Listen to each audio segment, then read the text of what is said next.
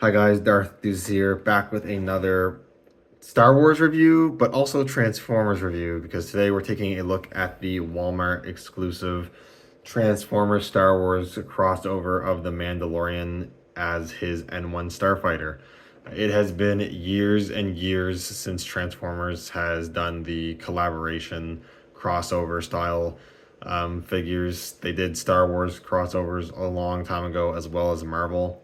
I owned one of them. I owned the General Grievous wheel bike way back in the day. Interesting concepts that I don't think was executed in super well. I know that a lot of the figures, they weren't the best quality. They didn't, come together very well. weren't super well articulated. Were kind of flimsy. Proportionally, didn't look very good. They had a fair amount of issues, which is probably why I only owned the General Grievous one. But many years later, we are back. Transformers is taking another go at a Star Wars crossover, and we are getting the Mando as his N-1 Naboo Starfighter, which is pretty cool. Now, this is a figure I actually didn't pre-order because I wasn't sold on it. I wasn't sure if I was really going to bother picking it up, but I saw reviews that spoke pretty highly of it, and I actually found it in store, so I had to pick it up and see what was going on. And I gotta say, I really like this a lot. It's really cool. Even if you're not like a big Transformers collector, I think it's still like a cool thing, toy figure to have for the kind of novelty of it, I guess. It's pretty interesting. But anyways, let's get into it. Like I said, this is a Walmart exclusive. It's also, if you're not a Transformers collector, it is at the leader class price point, which is one of the higher price points. But I will say, I think it is at least close to being justifiable at the price that it's at, honestly. But I have it in its ship configuration right now. It does come packaged in the ship configuration, and I think it looks pretty nice. Obviously, it's not like a 100 one-to-one accurate to the ship model in the show because it has to accommodate being a robot. But I think it comes together really nicely. It's pretty solid. It stays together pretty well. The tail bit can come off sort of easily if you're not careful because it does detach. But otherwise, it stays together pretty nicely, which I really like a lot. It's got a fair amount of painted detail. You got like this gray and some dark gunmetal colors. You got these yellow bits, a bit of silver carbon scoring on the front, which looks pretty cool, and some other painted details. It would have been kind of cool if the entire ship was painted in silver, but it is, cheaper to do just this flat gray. It would have looked a lot nicer in the full silver, but I kind of get why it's not painted the full silver. That would have been a lot of paint, but it still looks pretty good as is. It's also a pretty clean vehicle mode.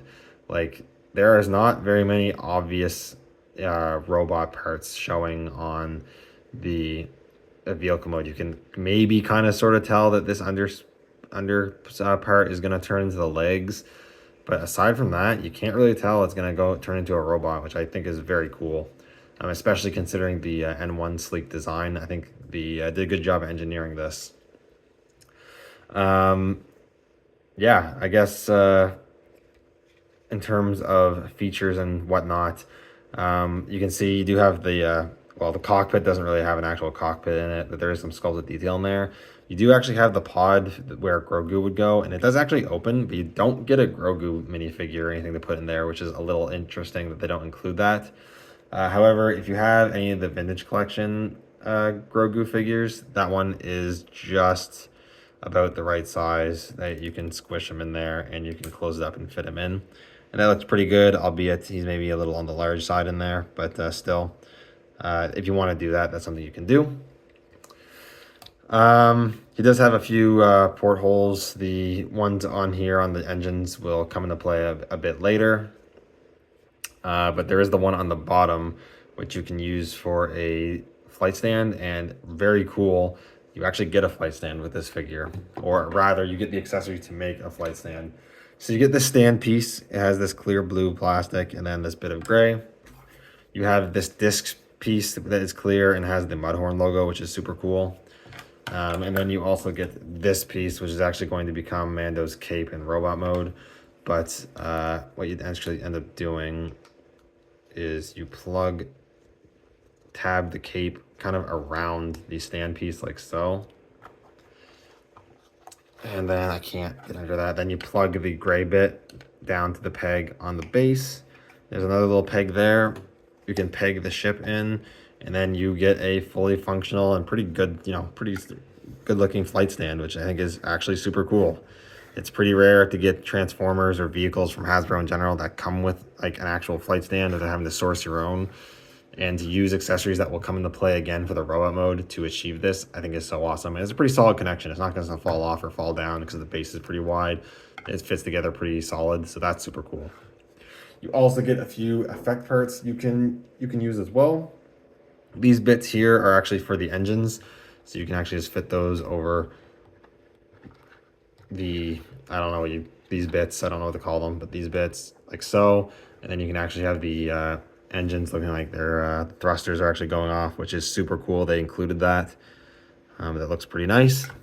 You also get a plethora of blast effect parts. You get a really small one, two, let's call medium-sized ones, and then one large one. We'll use the two medium-sized ones, and you can plug those into the cannons in the front. You can plug any of them into any of the four into the cannons in the front. I'm just going to do these two. I think these ones fit the bill the best. And then you can also make it look like the ship is firing. So that's really nice. The only spot you can't put an effect part is you can't put one into the engine in the back. There's just the effects just aren't created to actually peg into that. So that's a little unfortunate, but not a big deal. But yeah, this looks really good. I'm pretty happy with this. This is a really nice vehicle mode. I guess lastly, just gonna pop the effects off. Lastly, just do a really quick comparison just to show you how big it is compared to like another actual Transformers character. Got the N-1 here, and then here is the Earthrise Wheeljack, which I just grabbed because I had him in vehicle mode. I'd say he's a pretty average sized deluxe class figure. And you can see that Mando, at least in length, is definitely larger. Even in width and mass, I would say Mando's definitely a little bigger than a average deluxe class figure. I would classify the figure itself without counting all the extras. I classify this figure itself as around the Voyager in terms of size and whatnot, and engineering and that sort of thing. If that means anything to you, if you just mainly collect Star Wars, that might not mean much to you. But for the Transformers collectors, you'll understand what I'm saying there probably. But yeah, there's not too much else to say here, so we can transform them. So to transform first, you actually want to remove this whole bit here, the pod and the back tail, and then further on, you actually want to plug this off completely. The tail bit, you actually flip this bit up and down like so. You reveal a little barrel. You can flip up the grip, and this actually becomes a gun for the robot mode, which is pretty cool. Then we have the rest of the figure here. You don't really have to do this any like specific way, but first I would open up the front like so. And then you can also untab and rotate up these if you want. Then you can untab the front bits here. And you actually have to untab, I forgot, you have to untab these little bits from the engine blocks to kind of free up those bits, like so. Then you can actually rotate these all the way down. Rotate these all the way down. You can rotate the head up now if you'd like.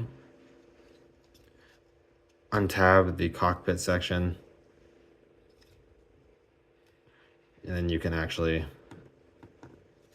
fold that, rotate this bit around. There is, sorry, just a sec here.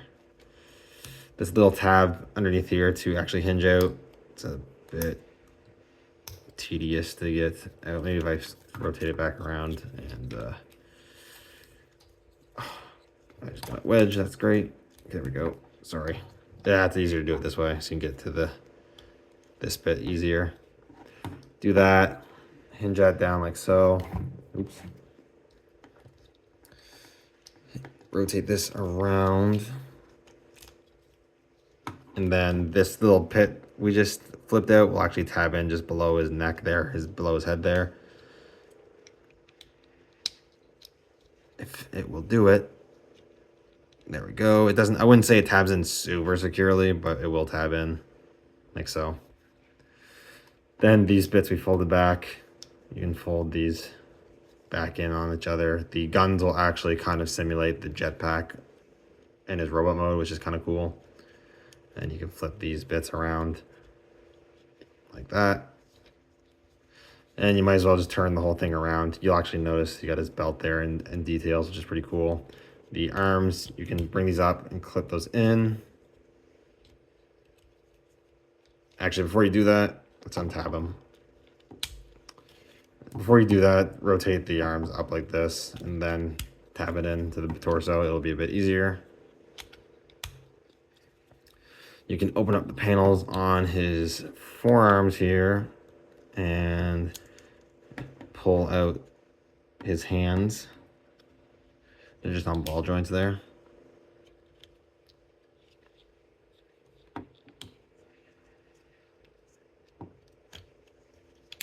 There we go. We have the entire upper part of the robot mode done. So now we just got to do the legs, which we will untab. Then you want to fold this little tab in here. Then on each leg, you want to untab this, rotate it out, fold out the leg, rotate it around.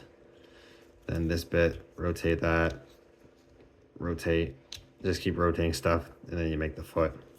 And you do the same thing on this side here, like so.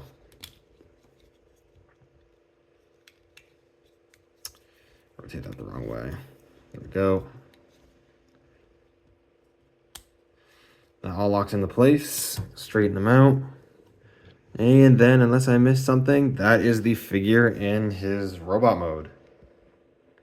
And very cool robot mode. I like how the these bits kind of are become these big shoulder pillars, which is cool. I like how these engine bits that are on the cylinder engine blocks kind of simulate his wrist gauntlet weapons. That's cool. And I like the detail of the gloves, still have that gauntlet detail, which is pretty nice. The cockpit being the torso looks cool. I like that they have the belt detail here with like a pouch and like a belt buckle, which I think is fun. Like I said, the blasters in the vehicle mode actually can simulate as his jetpack in robot mode. You can still plug in the effect parts onto the back should you want to do that.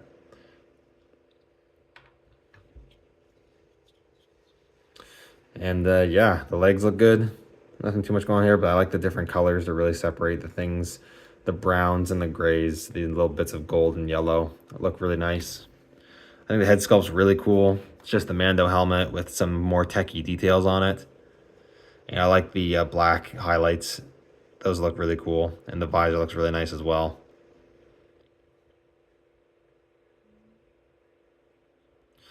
So yeah, that's cool. I like that a lot.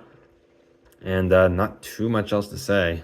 You can kind of see all the details yourself. Just looks really good, I think. I think they did a really good job here making the vehicle mode look pretty good while also making the robot mode look pretty good, which is something other crossover Stars figures from way back when struggled with in the past, in my opinion. In terms of articulation, he has a ball joint at the neck. You're not really going to get a bunch of up and down motion. A little bit of pivot and rotation. Rotation at the shoulders. These bits obviously will get in the way a bit, but you can still get decent range of motion. They go up and down. Single hinge at the elbow that goes 90. Rotation at above the elbow, and then you have a ball joint at the wrist, which becomes a swivel in robot mode. There's a swivel at the waist, which is a little looser than I like it to be, but it's not too bad. A swivel at the hips as well as a hinge, and you can do the full splits no problem. A swivel cut there at the thigh. A double hinge, I think there's a double, yeah, full double hinge at the knee, so you get a lot of knee bend there. And then you do get the feet can move out if you need them to, and they will pivot a decent amount. So pretty good articulation. You get some pretty good posing out of this figure. Not the most posable Transformers figure I've ever owned. There are some limitations because of the design, but still pretty well articulated. And the big thing is it's a solid. It's not loosey-goosey or frail feeling. It feels quality and stays together, which is good. In terms of accessories and features, like I said, you do have the rifle. You can plug effect parts into the barrel there, and you can get them to hold it. Oops. If you get them to hold it, come on. You can hold it, and I think that's pretty cool. Doesn't really look much like its pulse rifle, but it's still a cool feature to kind of get around or make use of the parts forming. So that's nice. He does actually have another gun. He does come with his tiny little pistol, which you're going to be careful with because this could be easily losable. It is very small, but you can also hold that in his hand. You can put the little effect part on it maybe, and you can do that. A really cool feature though is that you don't see much on Transformers figures, that they actually gave him a working holster on his right side there. You can actually holster the gun, slots in, won't fall out. So that's really neat. You can technically transform him with the gun stored on the hip, but I find the legs don't like to tab together all the way when you have the gun in there for some reason. I don't know why, but you can technically transform with it in there. It just won't tab together as nicely. Other things you can do. So the pop, get the stand back. So one thing you can do is you can take the separated bit of the pod that holds Grogu, and you can actually put one of the thruster effects for the ship on the bottom of this, and then tab that into the stand, and then you can have him accompanied with the little pod, which I think is a cool feature. But what's even cooler is that we remove this. This actually becomes an energy shield that you can port onto his forearm, which I think works really well, like the Mandalorian energy shield you see in the show. That's very cool. And then this bit here actually can, if you move the little wing things out, oops, there is a hole there for the square tab, and then you can actually put that on there to simulate his cape. So he has this little energy cape, which I think is a very cool usage of that piece as well. And so then you get it all together. And overall it makes for a really cool package. And that's pretty awesome. So just removing the shield here just to make it easier. We'll do some really quick little comparisons just to give you a sense of the size.